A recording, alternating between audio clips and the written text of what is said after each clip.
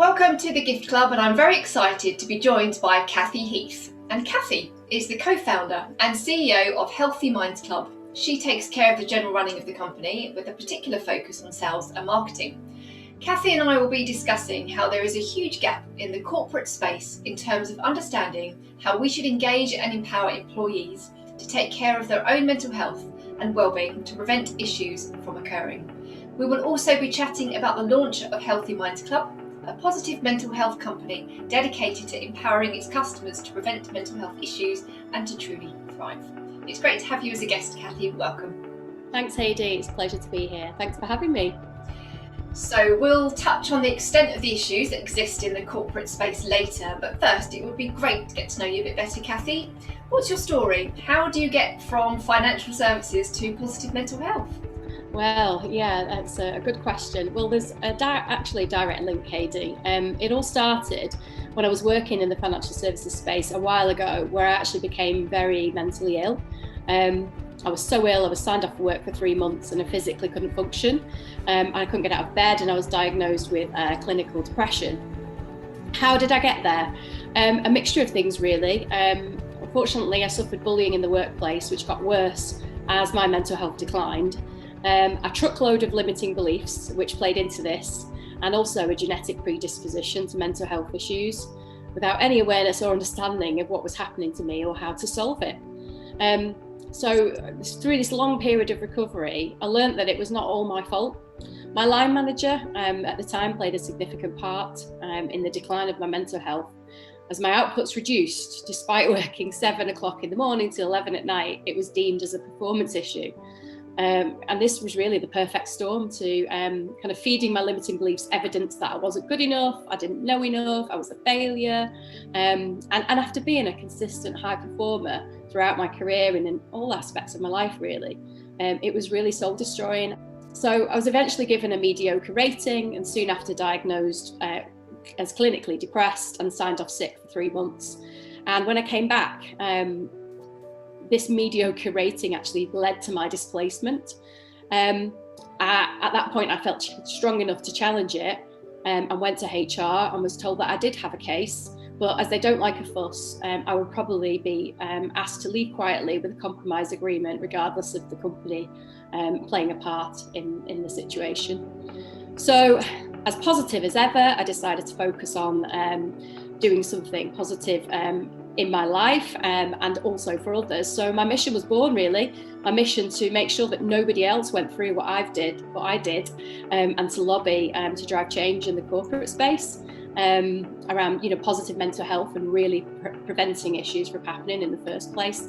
So I set about doing loads of research around all the possible services and resources and made use of them all and kind of really worked on understanding myself first. So that was psychotherapy, counselling, hypnotherapy, life coaching. I even went on a life coaching course, which was life-changing for me. Did yoga, meditation, breathing, everything you can think of.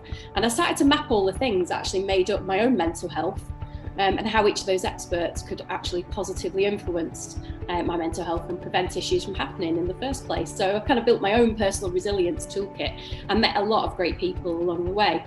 And I guess the next natural step from that was to bring the experts into the corporate space to build that and personalise that further.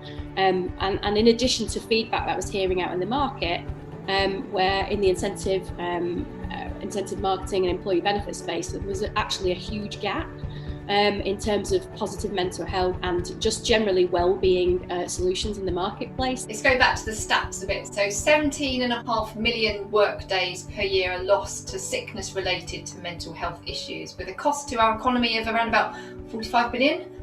What do you see is behind this, Kathy? So first of all, bear in mind that statistic was taken from a Deloitte survey, which is completed annually.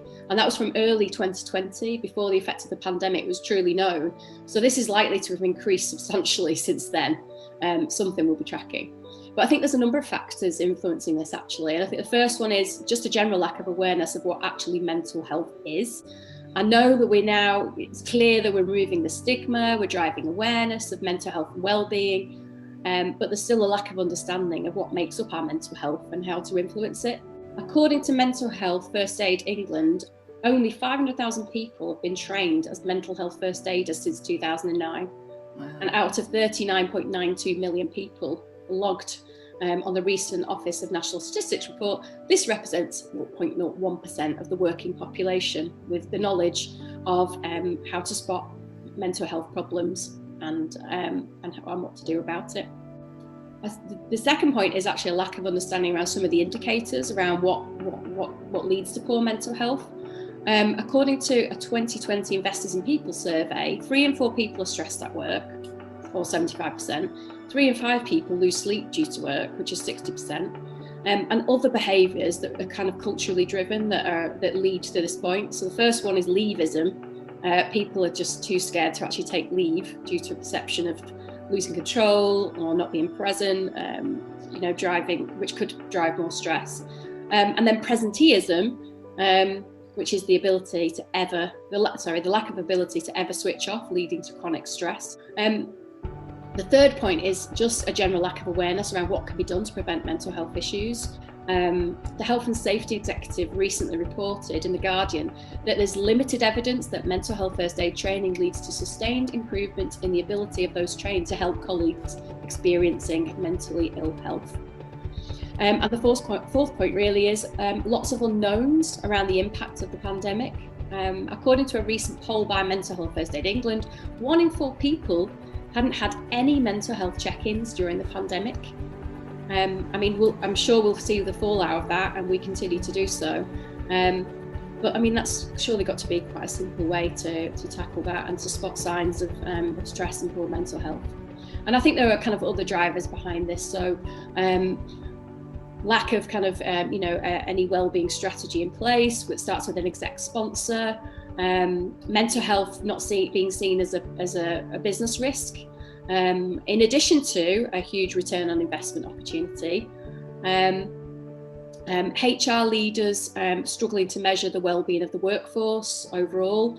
What are the measurements? What are the tools to do that? What should the KPIs look like?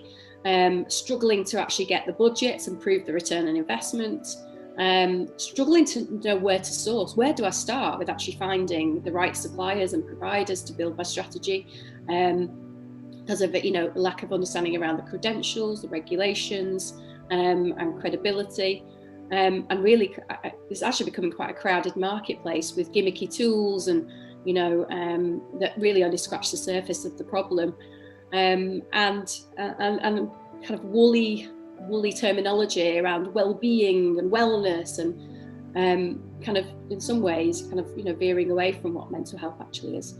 And then as a result of that, in some cases leaders may be unaware, focusing on tick box exercises, that don't actually prevent mental health issues at all. The top solution we've seen across all of the employers we've spoken to is obviously the employee assist program. And then they might do, things around yoga or massage, or, give a spa voucher, motivational speakers, all great stuff, but don't really tackle the issue and to prevent it happening in the first place. So Kathy, only 25% of employers have any wellbeing strategy in place. Why do you think that's the case? Well, firstly, what I would say is that out of those 25%, it depends on what the wellbeing strategy is. As I've just said, some of them are ticking boxes, and they might see an employee assist program as a wellbeing strategy. So I actually think this number is actually lower than what's been reported. And so the quality of the strategy is still quite woolly, and the measurement of their effectiveness is actually unclear. So the stat varies depending on which survey took place and what constitutes a wellbeing strategy. So I think for me, the message is there is a huge gap. And secondly, I will say that for the other 75%, it comes from a lack of understanding and evidence of how a winning wellbeing strategy actually contributes to best performance. There's still so much work to do in order to demonstrate the link between employee engagement, employee tenure, productivity, and the return on investment linked to the bottom line and the business performance. What's really interesting, the 2020 Deloitte survey shows that a proactive intervention for every £1 invested in positive mental health and wellbeing, employers will see a return on investment of £5. This is actually an increase from 2017 when it was £4 for every £1. And interestingly, where reactive intervention is adopted, the return on investment is only £3 for every £1. So it pays to be proactive. Where else do you get a 500% return on your investment? And thirdly, I think the measurement is key. And I think this is where we've got a big gap and there's a lot of work to do as an industry. And having spoke to various employers and HR professionals over the past 3 years, it's really clear there's a big gap in how to measure the well-being of the workforce, as well as what to actually measure as a best practice. And here at the Healthy Minds Club, we do have some tools which enable this measurement. Great. So Healthy Minds Club seems to have a solution to helping companies beat this health and wellbeing pandemic we're in. So tell us that story now. Tell us the story of the birth of the Healthy Minds gift card, and what can HR leaders and executive directors expect from such a product? The Healthy Minds Club gift card was born as a holistic answer to solving the challenge of proactively preventing mental health issues in one simple and effective solution. So we can do two things really, is immediately give you a proactive well-being and positive mental health solution that gives your employees a personalised resilience toolkit. And also we can support with the measurement, so we can give all the aggregated data that measures the well-being of the workforce, as well as some of the early warning signs and the key indicators that are actually being seen through your organisation, and obviously give that back to employers to plug back into the well-being strategy and to try and drive that from a positive perspective. So just to reiterate, it's a simple yet effective way for employers to really invest in empowering positive mental health. And so what we've done is we've mapped what makes up our mental health in order to identify those trigger points, those early warning signs of what is a problem or could become a problem in the future.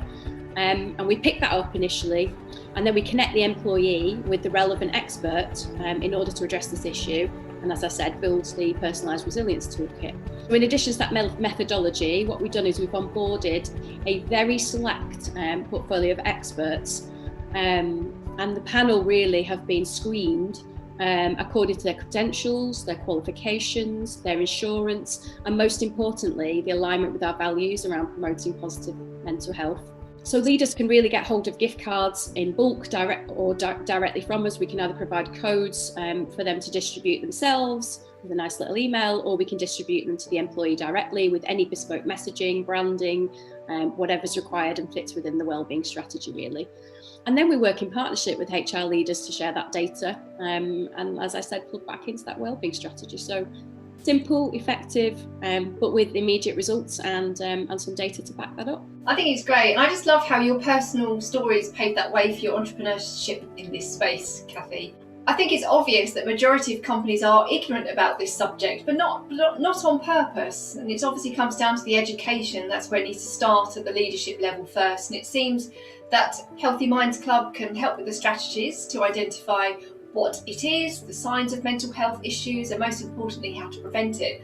And what is more, Healthy Minds Club can provide solutions too. And the fact that your gift cards can be bought instantly, this can provide a really quick solution before someone in the workplace shows signs of needing help from one of your experts. I think it's been a really insightful chat, Kathy. You've got loads of stats to share, and I'm really excited about this and the future of Healthy Minds Club, and it's been great to have you participate. Thank you so much. Me too. Thanks, Hadie. Thanks a lot.